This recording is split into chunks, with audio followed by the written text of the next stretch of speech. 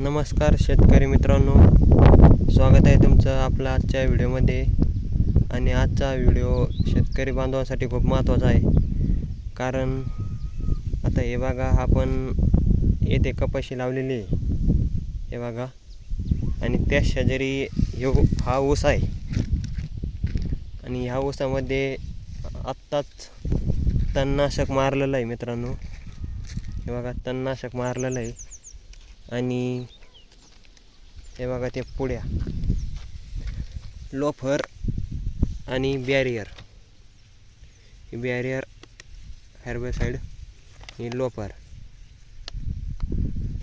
ह्या दोन्ही तणनाशक पुड्या आपल्या कपाशी पिकासाठी खूप घातक आहे मित्रांनो. यामुळे कपाशीला फार मोठ्या प्रमाणात झटका बसू शकतो. हे बघा, ऊसाचं आणि कपाशीचं यामधलं अंतर फार जास्त नाही आहे. याची वाफ जरी बसली कपाशीला तर कपाशी पडण्याची शक्यता असते मित्रांनो.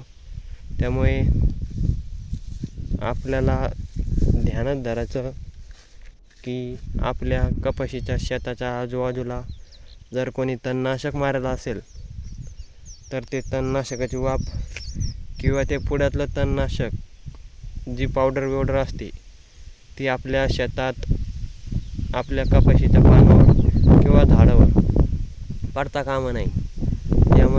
यामुळे आपलं प्रचंड मोठ्या प्रमाणात नुकसान देखील होऊ शकतं. यासाठी ही खबरदारी घ्यायची मित्रांनो.